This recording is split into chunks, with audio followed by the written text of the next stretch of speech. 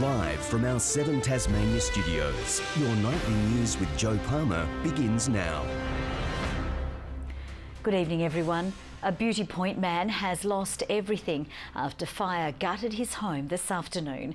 Neighbours described rushing to the owner's aid as emergency services scrambled to stop the blaze from spreading further. What was home just an hour ago now stands as a blackened shell. Across the street, the owner watches on as fire crews mop up what's left. Robert Varga was among the first to see flames coming out the window this morning and quickly went to his neighbour's aid. So I had to drag him out of the porch area. He was covered in smoke, he was dazed, confused. I said, come on mate, we've got to get out. Oh, my house is on fire. Don't worry about your house, mate, just get out in the street. A devastated man now starts the painstaking task of rebuilding his life. I've had closer shows than that. But I don't consider me lucky, lucky to be alive for the simple reason I was in the shed chopping wood. 3 brigades descended on the Scott Street address, but there was little they could do. When we got here, there was a Beaconsfield crew already in attendance, and the house was fully involved. There was a lot of combustible material in there that was a bit hard to put out. The cause is yet to be determined. Meanwhile, investigators have been piecing together what was left behind a fatal fire at West Moonee yesterday. The fire service says a wheat-filled heat pack overheating in the microwave triggered the blaze. A woman's body was found inside, believed to be the 90-year-old resident. It's the second fire-related death in less than a week, after a 61-year-old man died in Swansea on Friday. Sean McComish, 7 Tasmania News. It's been another rowdy day inside Parliament as our state politicians continue to squabble over Tasmania's struggling health system. A failed no confidence motion and 3 MPs booted for bad behaviour rounded out a week of heated and emotional debate from all sides. The embattled Health Minister facing another day of attacks in Parliament. The opposition attempting to declare no confidence in Michael Ferguson. He should apologise to the staff and to the patients and the people of Tasmania, and he should resign. He has to resign, Madam Speaker. We cannot go into another year with this minister at the helm. When you look at the data and the human story, the health portfolio is going backwards under this minister and this government, and over the past 5 years it's gotten worse. Pointing to a scathing Auditor-General report revealing patient safety is being compromised in Tasmania's overflowing emergency departments, leaving the minister to defend himself again and again. Over here, you've got a united government that's committed to a better health system. Over here, you've got a government that's working together with more money in the budget to support these challenges. But he dodged a debate over his competence, the government using its numbers to stop it before it started. We have every confidence in this minister. He's accepting responsibility as we are. You don't accept any responsibility to do anything other than cause political stunts and distractions, which we will not be part of. Tempers already at boiling point after a fiery question time. 3 members kicked out for bad behaviour. I'm sorry, you need to go and have a break. Would you like to leave then? I do have to ask you to leave the chamber. But despite the political fighting, the troubles in our hospitals continue. Michelle Wisby, 7 Tasmania News. It's a little earlier than expected, but parts of the state have been blanketed in big snowfalls. It's a kickstart to the snow season as alpine operators prepare upgrades to mountain facilities and access.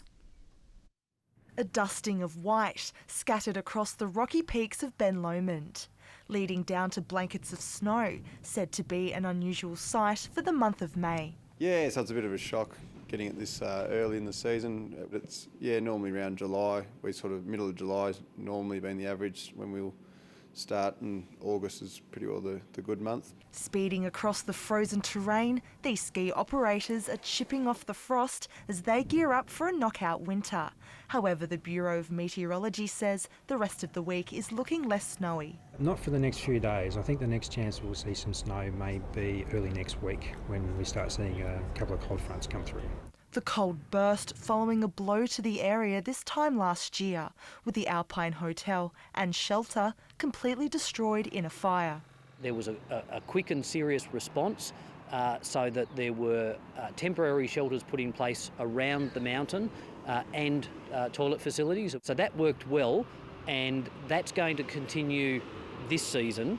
The committee is holding meetings with Parks and Wildlife over the coming months to discuss the addition of upgraded facilities. We'll be seeing if a more integrated facility that the various commercial operators can be involved in, so that it's much more central to the activities on the mountain, and it'll be a lot more comfortable, and the service standard will be much higher.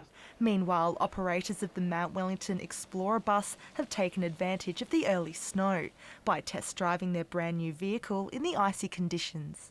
This provides access to Mount Wellington, our purpose-built vehicle. Pinnacle Road's a made road, and it is subject to snow and ice, and I think with the right equipment it is an easy process with correct training. The bus is expected to be fully operational within the next 2 weeks after receiving a final tick of approval. Ruby Kamain, 7 Tasmania News. A national survey of prison entrants has found 3 in 4 new Tasmanian prisoners had been incarcerated before. The Australian Institute of Health and Welfare surveyed 42 entrants in Tasmania. 71% of them were male and the median age was 32. While 74% had previously been in prison, half of them had been released within the previous 12 months. Another bin load of dangerous firearms is now off the streets thanks to Tasmania's gun amnesty. It comes after a string of alleged gun crimes in the state, most recently in Launceston last weekend, where a firearm was allegedly used to rob an elderly man. They could be in the hands of violent criminals. Instead, these guns are in the bin and destined for destruction. Obviously, we've had a recent spate of gun crime lately, but if we can eliminate the guns out on the street, then hopefully we can curb it. There's been gun crime most recently as Saturday, when a weapon was used in the alleged armed robbery of a 75-year-old Launceston man. But 17 firearms are now out of the community, all thanks to today's amnesty in Launceston. Tasmania is the only jurisdiction with a permanent gun amnesty, and since 2013, more than 3,000 have been handed in. Between 2018 and 19, there's been 1,400 guns. So the message is getting out there, so that's what we want to keep going. It's not just illegal pistols and shotguns police want off the streets. Air rifles like this one could easily be mistaken for the real thing. Police don't ask questions, although some were happy to talk about doing the right thing. There we go. It was a 303 deer rifle, quite a nice weapon. I thought it would belong to my father, who was a keen deer shooter. There was no ammunition with it. Just got to do the right thing. Sean McComish, 7 Tasmania News. An outbreak of Norovirus in the Royal Hobart Hospital's children's ward has forced some patients into isolation.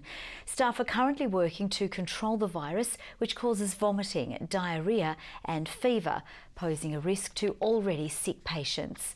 Visits to the children's ward have been restricted to essential visitors, while infection control staff remain on site.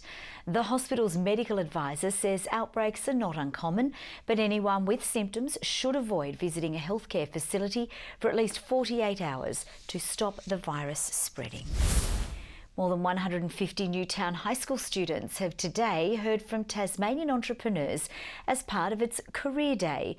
The school hosting the event to support grade 8 students in deciding which career direction they want to go, as well as promoting the message that careers can change many times. And the idea is to expose students to a range of people who have all been educated in the public system and have all thrived in Tasmania, experienced a wide range of careers, but continue to learn throughout their life. And we're just trying to encourage young people to grab those opportunities, to try everything. And it's okay to fail. It's okay to think you're going to do this, but then you end up doing this, but then you finish up doing this. And it's all a pathway. As well as John X, Medina Bike Park owner Simon French and the founder of video company BitLink, James Riggle, also sharing their stories. Support services for people affected by eating disorders and their carers are set to be expanded across Tasmania. It's estimated 1 in 10 people live with a disorder, but it's hoped the increased services, which will start in Hobart, will ensure they don't have to leave the state to seek care.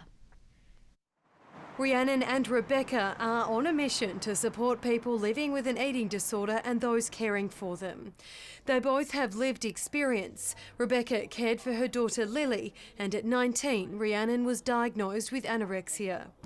I dropped out of my life. I'd gone from being a really happy, active, into team sports, into surfing and riding motorbikes, and all of a sudden I wasn't able to do any of those things. Rhiannon's now 26 years old and back to her old self. She's fully recovered, crediting the wraparound support she received. You got to have a couple of really rough days in there for every good day, and it's just part of the process. You just got to stick it out. After amalgamating with local service Tread, the Butterfly Foundation is expanding its services in Tasmania. A 12-month support group trial to be run by a clinician and someone with a lived experience. Give them an opportunity to share their stories in an unjudgmental environment. One of the facilitators is Rebecca Kirkland, a Hobart mum who supported her daughter during her journey and ultimate recovery. The pair had to leave the comfort of home and loved ones and travel to Sydney to access the appropriate support team. Rebecca says that was isolating during an already tough time. Being able to be with people who understand what they're going through, the comfort in that and how that sustains your ability to keep hoping and believing in recovery will be great. The state government has pledged $400,000 for eating disorder support services, while the federal government has announced millions of dollars for residential support homes, including one planned for Hobart. But it's good to see that a spotlight is now being shined in this area that for so long has not had adequate services. The important message is that there is help available. For support, contact the Butterfly Foundation's helpline on 1800 334 673. Louise Hedger, 7 Tasmania News. On the eve of Glenorchy's centennial game, coach Paul Kennedy says he's happy to use the club's long-standing rivalry with Clarence as inspiration. The Pies are under pressure to lift after going cold against Launceston last week. In what's perhaps the most symbolic fixture in Glenorchy's rich history, tomorrow night will celebrate 100 years of black and white heritage in a special centennial game, something the coach is proud to be a part of. It really is special. We say to the guys, you get one opportunity. There's 22 players only who get a chance to play in the centennial game. Among those watching will be the club's victorious side of 1999, marking 20 years since their famous win. But the side of now will look to lift after a shock loss to the Blues when they play arch nemesis Clarence, a rivalry Kennedy learned of in his first day at KG5. A long-time supporter there introduced himself and said, I don't care how many games you win as long as you beat Clarence 3 times. The Pies welcome back goal machine Clinton French and Zach Webster, while it's back to the drawing board for the struggling Roos, who were pummeled by North Launceston. I suppose it's going to be a bit of a cauldron of fire, isn't it? So it's going to be good to go out there and for them to get an experience of it. And you'd have to be a local footy expert to pick where this Guernsey's from. It belongs to the old Mathina Football Club, which last played in 1968. The East Coast Swans will don the Guernsey on the weekend in a special tribute to the long-defunct side.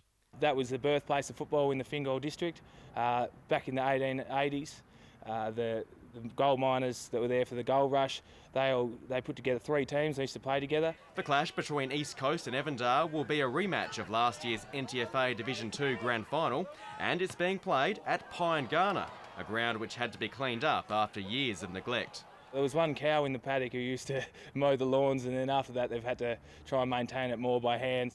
The bounce is at 2 p.m. on Saturday. One of State League netball's fiercest rivalries returns this weekend when the undefeated Cavaliers take on third place Northern Hawks. Last time they met, Cavs came out on top by a single point, and both sides are expecting another tight one this time as well.